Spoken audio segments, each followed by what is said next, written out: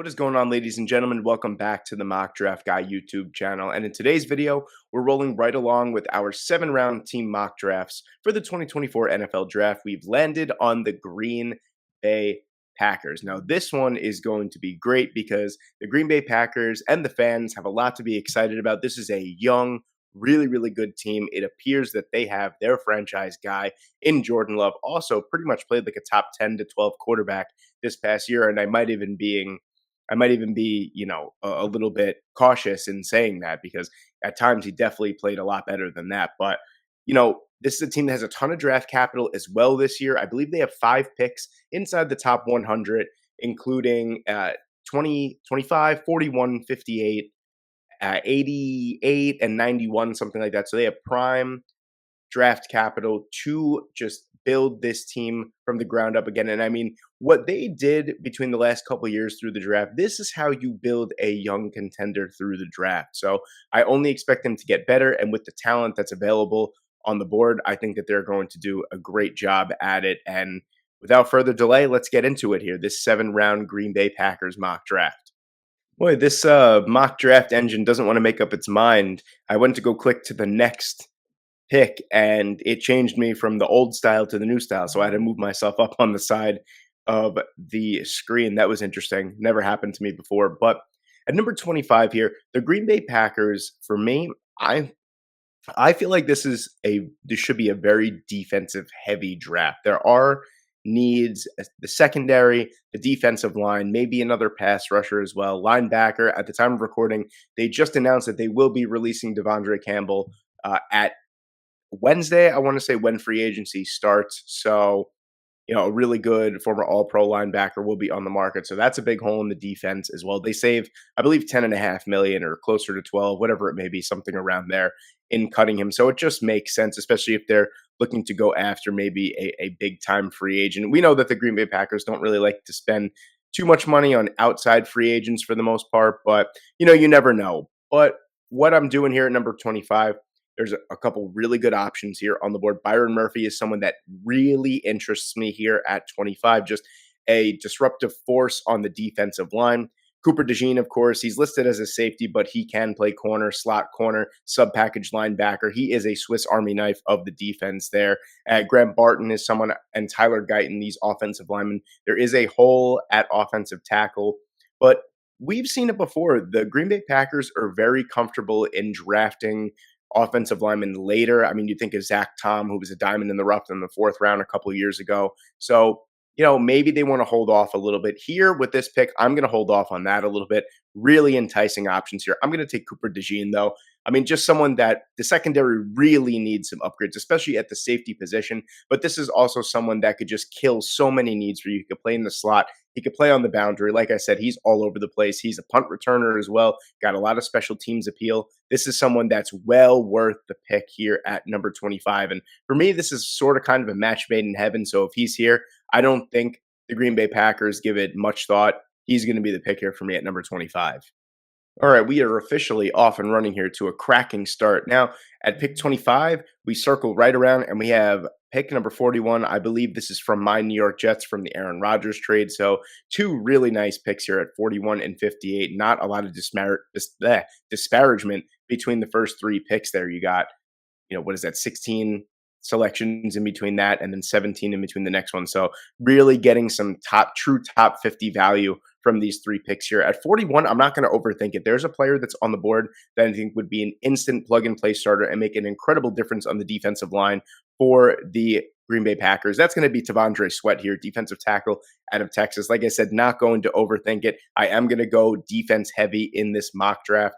And Sweat has no business moving like the way that he does. He has incredible athleticism, 6'4", 362 pounds. He is just, I categorize him, my pro comparison for T'Vondre Sweat is a forklift. That is exactly what I'm going to say.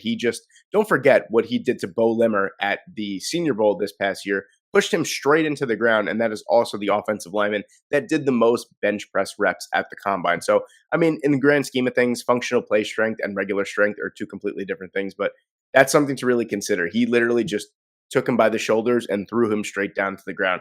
This man is incredibly strong. What a lot of people might not understand about T'Vondre Sweat is the fact that he actually played more snaps than Byron Murphy this past year. So fatigue and stamina was a real issue for him in the pre-draft process. But when you really dive into the numbers, you see that Byron Murphy was on the field not significantly less than T'Vondre Sweat, but he was on the field less. So this guy does have some stamina for his size. I would like to see him maybe drop to about 340 pounds to play at a more three down level. We've seen guys around that size play pretty significant snaps. I think Dexter Lawrence is around the 335 range, something like that, and he is a tremendous player on the interior for the Giants. So Sweat is going to be my pick, just a complete disruptive force that can play nose, could even slide over to 5, who knows, but Sweat is going to be the pick at number 41.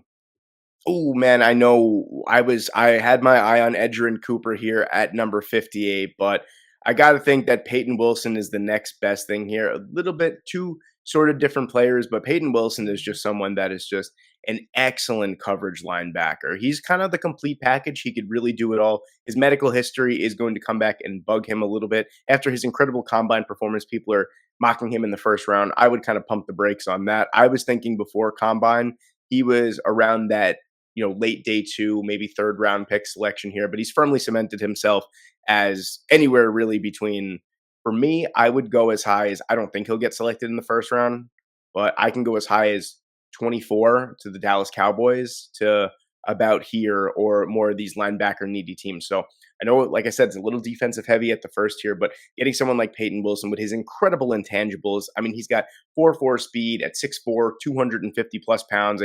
He's just incredible size, incredible athleticism for the position.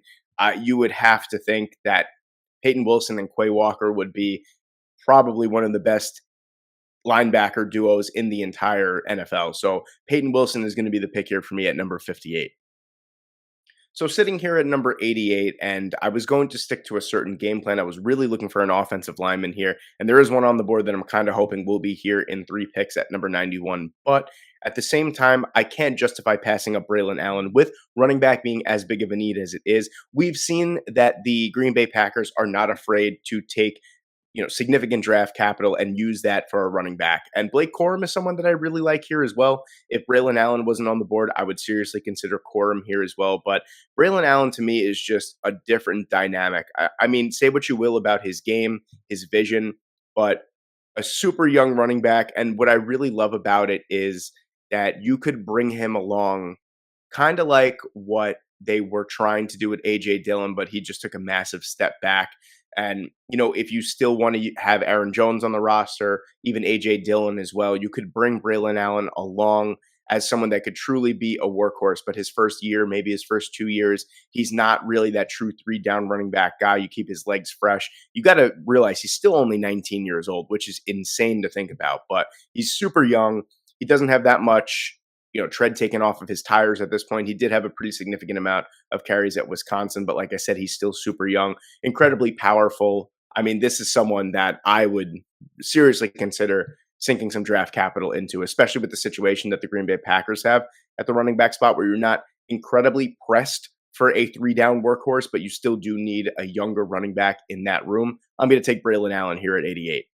All right, at 91, we're going with another offensive player here, and I'm going to take Dominick Puni. He's listed as a guard here at number 91 out of Kansas, but make no mistake about it, this is a man that could legitimately play all 5 positions. This is someone that split his time in college, basically 2 years, full 2 years starting at tackle, basically 2 full years starting at guard. They asked him to play snaps at the Senior Bowl at center, and he actually played very, very well. So just check that box off as well. Someone that can play all 5 positions of the offensive line. He's a really, really awesome player. This is someone, if you don't know Dominick Puni's story, a 0-star recruit playing in Division II before transferring to Kansas, and his last 2 years at Kansas, he's been fantastic. So I think this is someone that's like right up the Green Bay Packers alley, where it's like, Kansas is a well-known school, but maybe not so much for football as it is basketball. And this is a prospect that came from a D2 school, really worked his way up, really bolstered his draft stock through himself. So I think Dominick Puni kind of fits that hardworking Green Bay Packers mentality, and I would love to take him here at 91.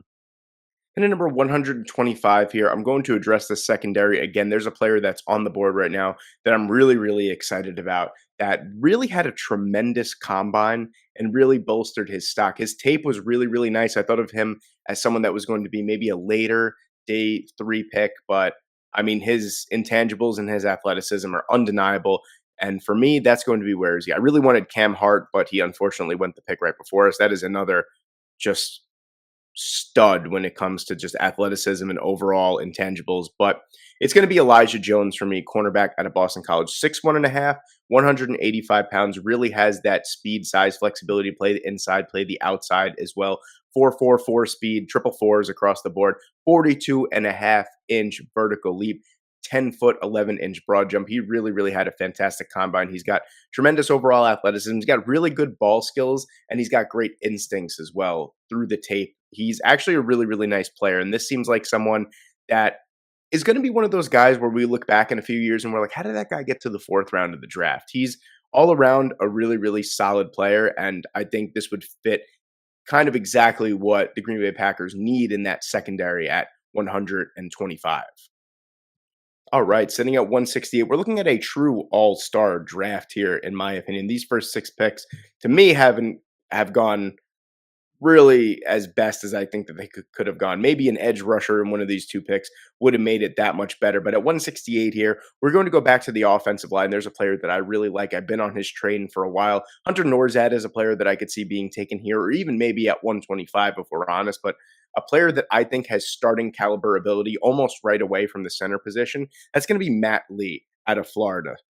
Sorry, out of Miami. I saw Miami here, and then I saw the FL, and I keep forgetting that there's Miami of Ohio as well. But Matt Lee is someone that the train I've been on for quite some time now, someone who's a tremendous player. If you look up his stats, I think he didn't allow a sack or a pressure this past season at the center position.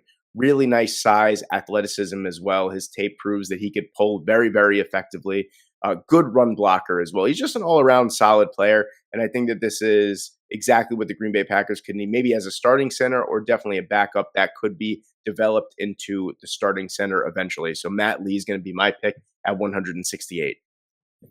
Sitting here at 201, the Green Bay Packers really like these later on wide receivers here. I mean, if you look at the past couple of years, you think of Bo Melton, you think of Dontavion Wicks, guys that they've taken on day three, Romeo Doubs as well, guys that they've taken on day three that have really had a significant impact in their offense. Just good, young, hardworking wide receivers. And there's two guys really that I was torn between, but I'm going to take the latter. Jordan Whittington is someone that's not going to blow you away athletically, but he's a hard worker and he's willing to do anything that's necessary for the team. I love that.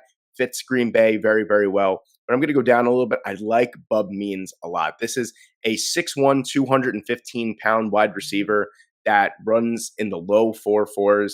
That's something that I think you could bring a little bit more electric speed on the outside. Yes, they have Christian Watson who could run in the 4.3s, but he's also made out of glass bones and paper skin and is never on the field. And I do feel like this team is really lacking, at least when Christian Watson's not on the field, that true deep threat. And I think that's what Bub Means can bring to the table. And you get some great value here at 201. So maybe a little late for some of you Green Bay Packers fans, and I do apologize. But at 219, I'm going to go look at the edge rushing position here. And I really like Jalen Harrell out of Michigan. This is someone that is going to be more of an athlete than a producer right away. Someone at this point in the draft, we're looking at guys that can contribute, that can be developmental prospects, that do need some coaching. And that's what Jalen Harrell is. He's super athletic, 6'4", 250 pounds. He's got some incredible intangibles, but at the same time, he's kind of really more of just that frazzled pass rusher on the outside that doesn't really know exactly what he's doing yet in terms of, after the bend, in terms of pass rushing moves, all that kind of stuff. He really lacks some finesse. It's kind of really just right off the snap. So there's not much thought going on there, but I love his athletic profile and I love what he can bring on one side next to maybe Rashawn Gary in a typical rotational pass rushing spot right away. I know that the Green Bay Packers are fans of Kingsley Enagbare as well. That was someone, believe it or not, a couple of years ago, I thought Kingsley Enagbare was going to be like a first round pick, wound up being a fifth round pick. but Green Bay Packers fans are fond of him. Don't forget you have Lucas Van Ness, of course. You have a lot of good pass rushers, but it's one of those volatile positions that if you can get a good rotation of 4, 5, 6 pass rushers in there and keep everyone fresh, it's just going to be a relentless attack for the other team. So Harrell is someone that I think that can be brought along, excuse me, having some trouble today, brought along with some good pro level coaching. Here at number 245, I'm going to take a shot on Tyler Owens here. You might know him as the man that doesn't believe in space from the NFL Combine. So some people he might have plummeted off their draft boards. For me, definitely rose up my draft board there. He might be living in the year 3024. We don't know. But Tyler Owens is someone that I really, really like. Tremendous athlete all around. That's really what he is. He's just an insane athlete. Didn't really put it all together on tape. There's a couple other Texas Tech players that looked a lot better on tape than he did. But with his overall athleticism and the fact that he does get football and he does play football, I think that's enough to get him drafted. Someone that could just be a tremendous special teamer, like a Justin Hardy type of player, really maybe contribute on the back end every once in a while in rotation, safety rotation as well. So I really like the athleticism and I like the draft position. So I'm going to take him here at 245. And then here with my last pick at 255, I'm going to go back to the secondary yet again, and I'm going to take Carlton Johnson, cornerback out of Fresno State, someone that I think at the NFL level probably might be best suited transitioning to the safety position. Let me see if they have his measurables here. 5'10", 173. It's actually a lot better than I remember. I remember it being a lot smaller than that. I remember 5'8" or 5'7" at the Senior Bowl. So that's actually a plus. 5'10", 173 pounds. But if you watch him play, he's like the definition of a gnat, someone that's very, very sticky in coverage, very tenacious, plays with that confidence that you're not going to beat me. And I love that. That's really half the battle at the NFL level. You got to have that confidence to go up against the best, and you got to believe that you are the best. So someone that I think could be maybe converted to a safety, but can play in the slot as well. Carlton Johnson, like I said before, I believe I said that with pass rushing. The cornerback position, secondary is so volatile where one guy gets hurt and then, that's it. Your secondary is trash after that. You need a lot of good bodies, a lot of talented bodies. And that's exactly what Carlton Johnson is. He definitely put himself on the map at the Senior Bowl. And now that I know that he's actually 2 or 3 inches taller than I thought he was, or I initially thought he was, that makes it a lot better. But he's a really tremendous player in one-on-ones. He's good press cover corner. I think that's exactly what we could look for here at 255. And just like that, ladies and gentlemen, there you have it. There's your full 7-round 2024 Green Bay Packers mock draft. Let me recap it for you real quick. No trades in this one, which is a surprise. I think we had enough picks for the most part. At 25, we took Cooper DeJean, the Swiss Army knife of the 2024 NFL draft. At 41, we took the big boy T'Vondre Sweat. At 58, we took Peyton Wilson. 88, we took Braylon Allen. 91, we took Dominic Pooney. 125, we took Elijah Jones. 168, we took Matt Lee. 201, we took Bub Means, one of my favorite names in the entire draft. At 219, we took Jalen Harrell. 245, we took Tyler Owens. And 255, we took Carlton Johnson. Let me know what you guys think in the comments section below. Thank you guys so much for watching today. If you enjoyed the video, please leave a like and please smash that subscribe button. I hope you guys enjoyed today, and I'll see you in the next one.